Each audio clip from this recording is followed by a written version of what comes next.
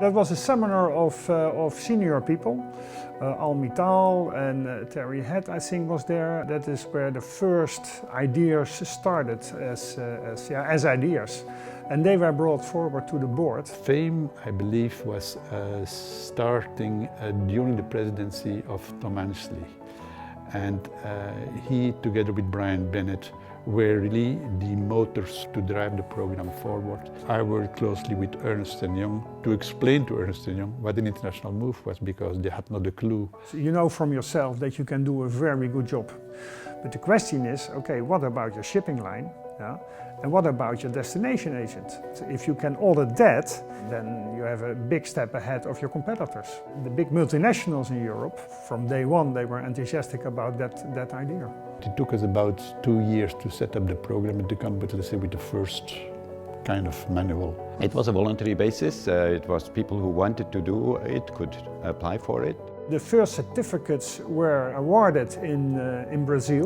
The Nijman company in Rotterdam was one of them. And then in '98, FIDI was challenged by the EU Commission that the entrance process was not in line with the rules. At that point, the FIDI board decided that FAIM could be the entrance criteria. It would be a level playing field. And I was involved in making that mandatory, which was not an easy job. It developed quite fast, in fact, although FIDI at that time had no more involvement than receiving reports from Ernst & Young. In order to help our affiliates, we needed to bring the FCC in-house. We needed to bring it into FIDI.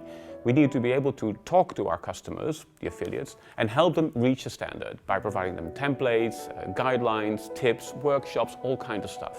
And I think John from FCC has been instrumental in that. In fact, if you ask our affiliates now, the difference between 4 years ago and now is that they have a direct access to the office to ask very practical questions on how do we implement that standard. The whole idea of FAIM is to make sure that our quality program is up to date according to today's business environment and needs, and to make sure that our affiliates are operating according to those standards set by FIDI.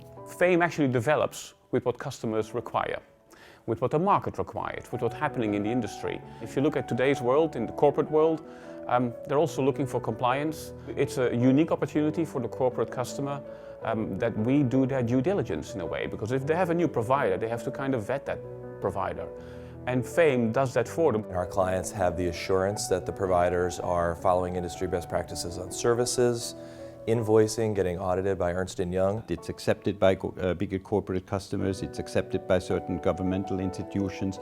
We see it more and more coming up in tenders. It says a lot about a company who wants to be FAIM accredited and wants to have a seal of approval and have that outside audit. We look for providers that can extend quality assurance to us, and FIDI accredited companies provide that to us. We already have a great foundation, and we're continuing to build the FAIM house, growing on each building block to really make it secure.